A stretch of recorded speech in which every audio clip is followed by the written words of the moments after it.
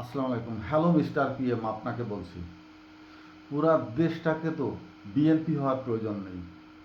পুরা দেশের আইন শৃঙ্খলা বাহিনী বিএনপি সরকারের অনুগামী হওয়ার প্রয়োজন নেই। পুরা দেশের সশস্ত্র বাহিনী, আমলা কামলা, ঝামেলা, আইন শৃঙ্খলা, নির্বাহী কর্মকর্তারা, সমস্ত যান্ত্রিক অফিস আদালত সবই তো বিএনপিকরণের প্রয়োজন নেই। শেখ হাসিনা শেষের 10 বছর গৃহবন্দী ছিলেন। গৃহবন্দী অর্থ বোঝাচ্ছি, নিজেকে নিজেই জনগণের থেকে আড়াল করে সরিয়ে রেখেছিলেন নিরাপত্তার অজুহাতে। সারা দেশে খুন খারাপি, অস্ত্রের ব্যবহার, গোলা বারুদ, আগুন বিভিন্নভাবে অস্থির রেখে, জনগণকে দাবরের উপরে রেখে, আইন শৃঙ্খলা বাহিনীকে দিয়ে জনগণকে দৌড়ের উপরে রেখে দিয়ে তিনি নিরাপদ আশ্রয়স্থল হিসাবে গণভবনকে বেছে নিয়ে সেখানে তিনি নিরাপদে রাষ্ট্র শাসন করে যাচ্ছিলেন। কারণ কি জানেন? তাকে মেসেজ দেওয়া হয়েছিল যে পুরা দেশ আওয়ামী লীগে পরিণত হয়েছে। সচিবালয়, মন্ত্রণালয়, সশস্ত্র বাহিনী বিভাগ, আইন শৃঙ্খলা বাহিনী বিভাগ, দেশের নিরাপত্তা তো ভারতের হাতে ছেড়ে দেওয়া ছিল। সেখানে যে যতজনই মরুক না কেন সেটা নিয়ে উদ্বিগ্ন ছিল না। দেশের সার্বিক সার্বভৌমত্বের দায় দায়িত্ব দেওয়া ছিল ভারতের উপরে, সেখানে তার কোনো টেনশন ছিল না। একটি যান্ত্রিক পদ্ধতি তিনি তৈরি করে দিয়েছিলেন। তার বড় বড় মেগা ম্যানদের দিয়ে, হেভিওয়েটের নেতাদের দিয়ে বিভিন্নভাবে অর্থ তছরূপের একটি চেইন তিনি তৈরি করে দিয়েছিলেন। বিদেশ থেকে হাজার কোটি টাকা, দেশের অভ্যন্তরীণ আহরণ হাজার কোটি টাকা, কিভাবে সেইটি আবার তার দলের প্রত্যেকটি কর্মীদের হাতে পৌঁছাবে তিনি মেড ইন একটি চেন তৈরি করে দিয়েছিলেন। সেইভাবে আবার তাদের হাতে কিভাবে যেত, অর্থাৎ তিনি দেশকে এমন একটি সিস্টেমে লজিক্যালি ডিফেন্ডেবল করে তুলেছিলেন যে তার আর কোনো রাষ্ট্র চালাতে বিন্দুমাত্র চিন্তাভাবনার প্রয়োজন নেই। পুরা দেশ এখন আওয়ামী লীগ, পুরা যান্ত্রিক আওয়ামী লীগ, পুরা কুরু পাইলট সব এখন আওয়ামী লীগ এবং ভারতের হাতে। অতএব তিনি নিশ্চিন্তায় যা খুশি তাই বলতে পারেন, যা খুশি তাই করতে পারেন।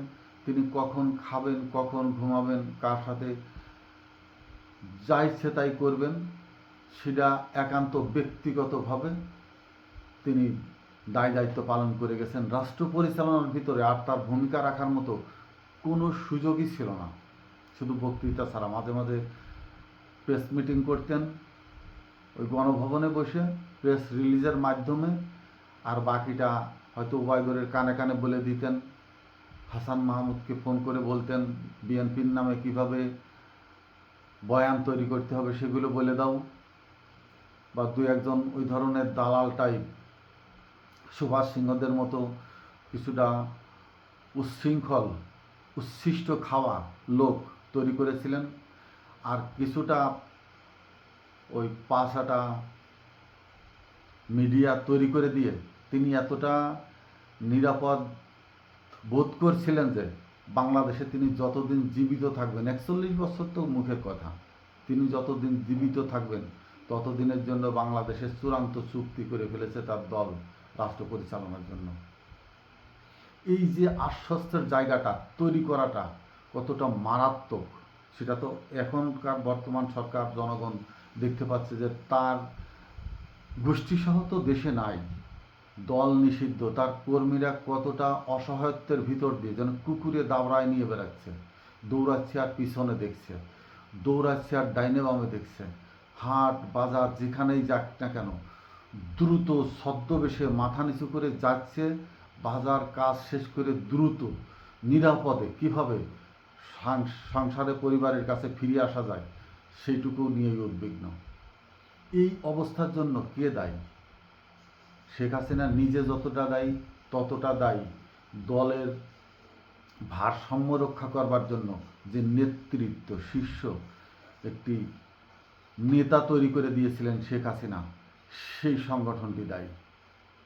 এই জন্যই বলছি পুরা দেশকে বিএনপিকরণের কোনো প্রয়োজন নেই।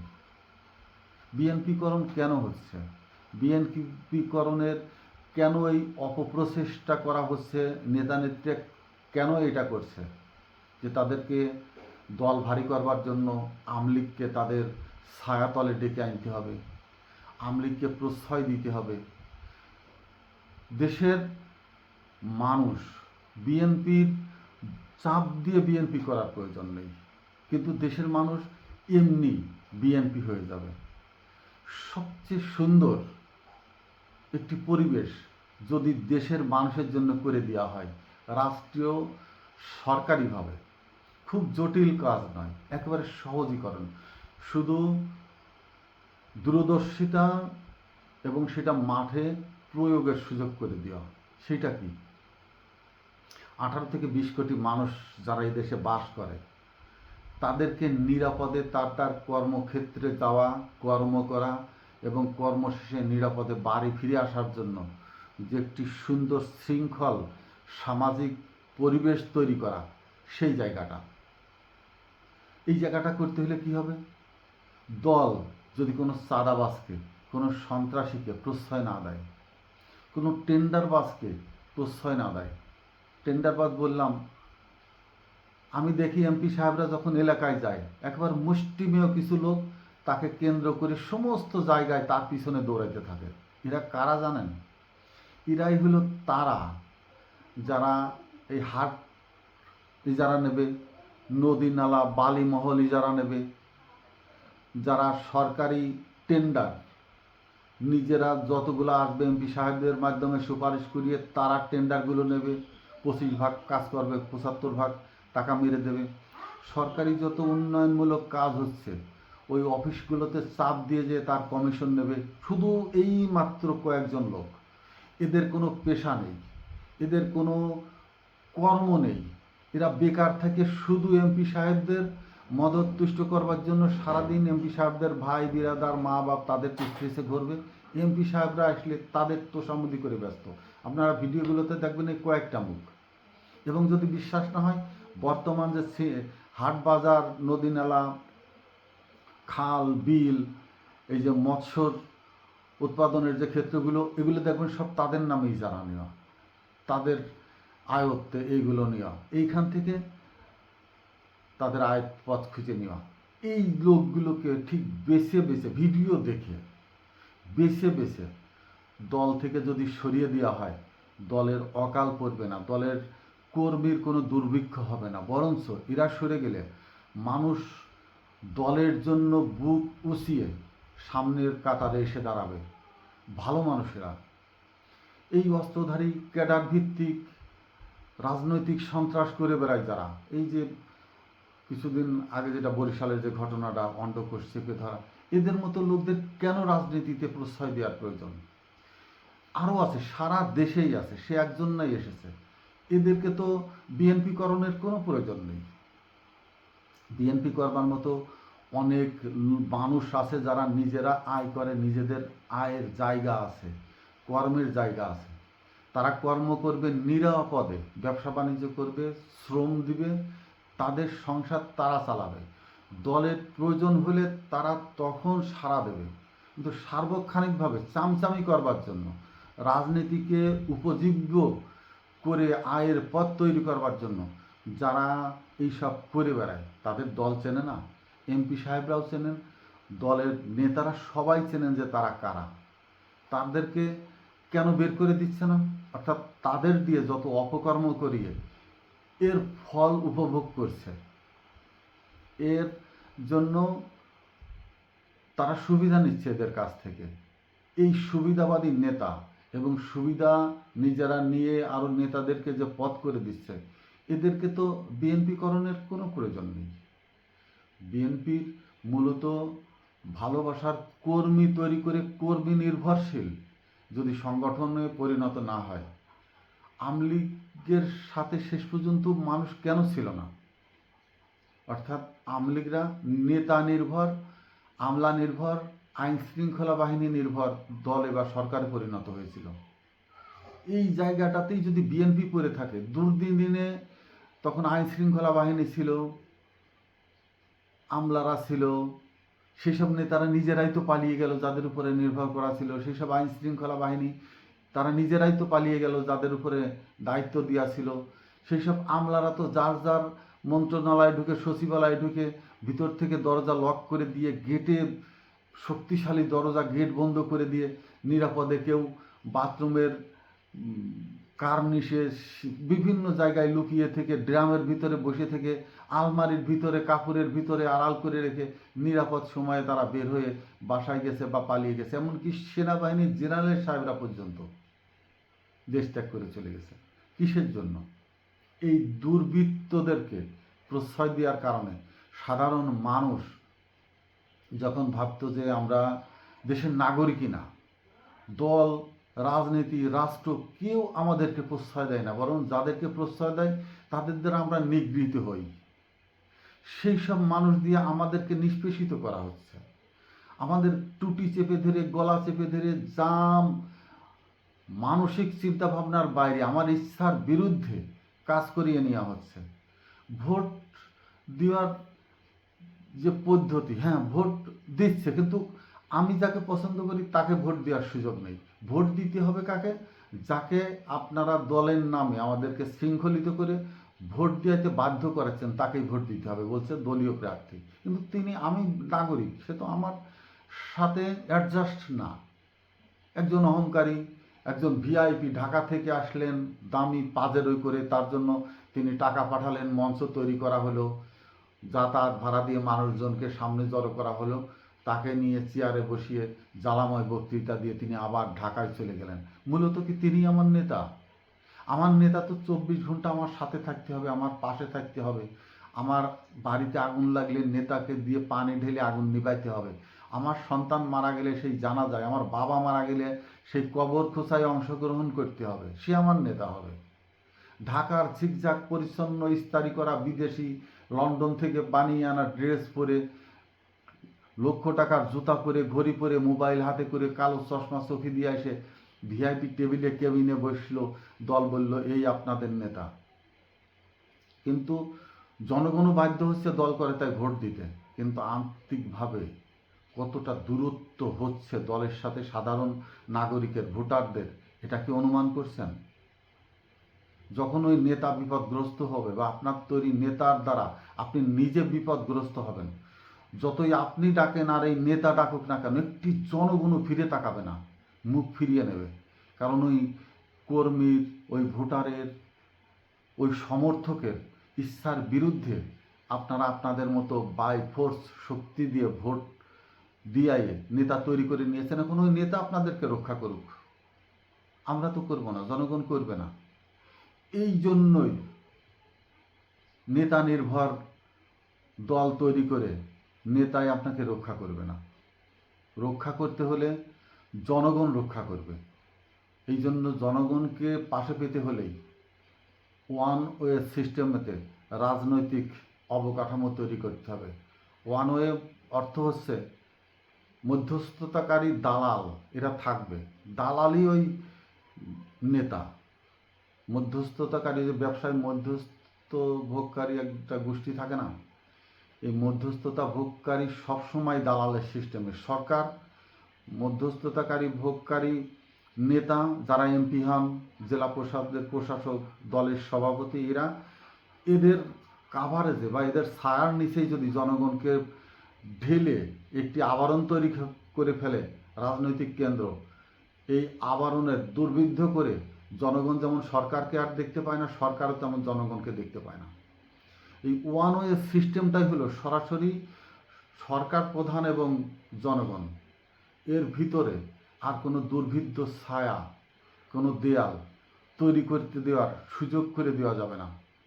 হ্যালো মিস্টার পিএম, আমি আপনাকেই বলছি, আপনি যেমন ক্যান্টনমেন্টে হুট করে পরিদর্শনে চলে গেছেন কোনো প্রোটোকল ছাড়া, হুট করে যত এমপি মন্ত্রীরা বিতর্কিত হচ্ছেন, বা যেসব জায়গাতে আপনার নেতার বিরুদ্ধে জনগণের ইচ্ছা ছিল অন্য কেউ আসুক, আপনি হুট করে সেই সব স্থানে চলে যান।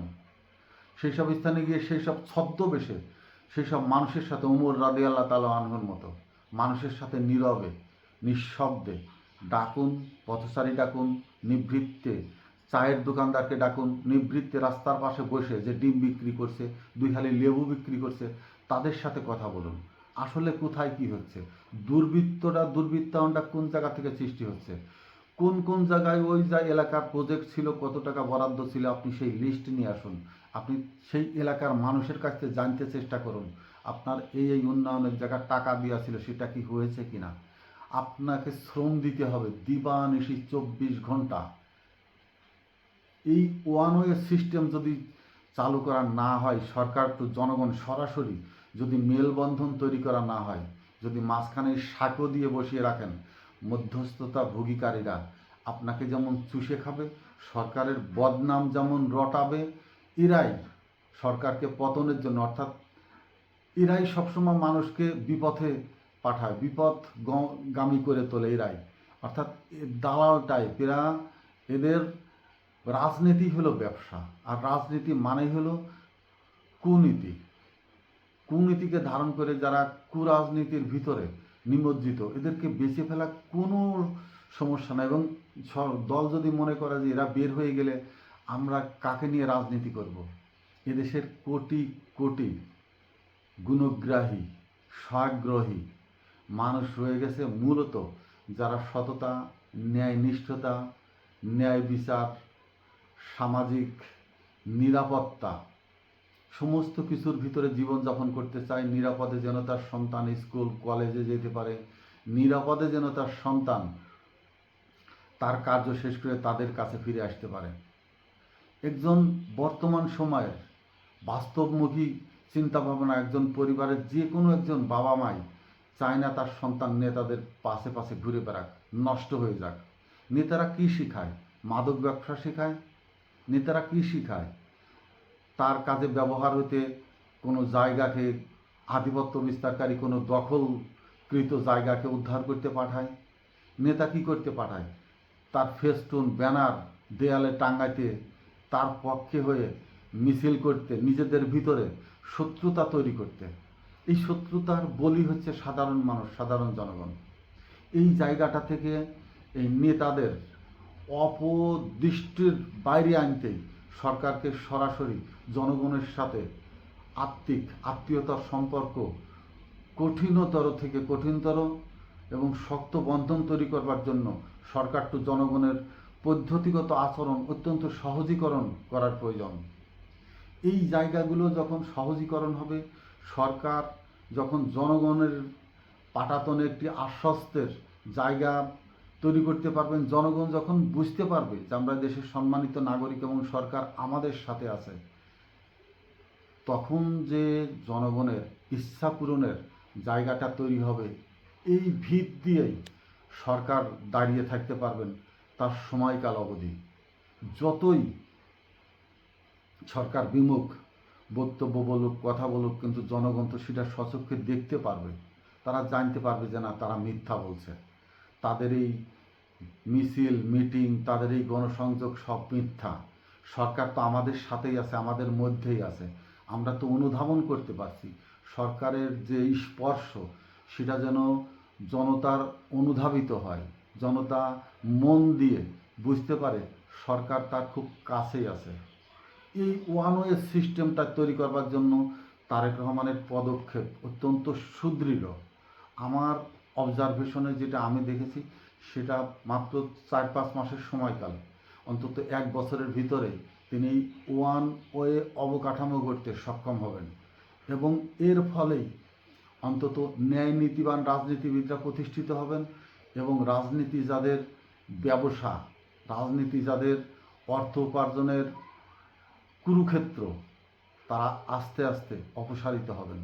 অতএব ওয়ান ওয়ে সিস্টেমের অবকাঠামোর রাজনীতিতে সরকারকে সহযোগিতা করুন এবং আমাদের মতো কর্মশালী, কর্মঠ, নিজেরা আয় করে চলি, দলকে সমর্থন করি, তাদের জন্যই এই সিস্টেমটি অত্যন্ত সম্মানজনক এবং প্রয়োজনীয় মুহূর্ত। আশা করি সরকার আরও কোন পদ্ধতিগতভাবে জনগণের কাছে সহজীকরণভাবে এগিয়ে আসতে পারেন সেই পদক্ষেপ নেবেন। আসসালামু আলাইকুম।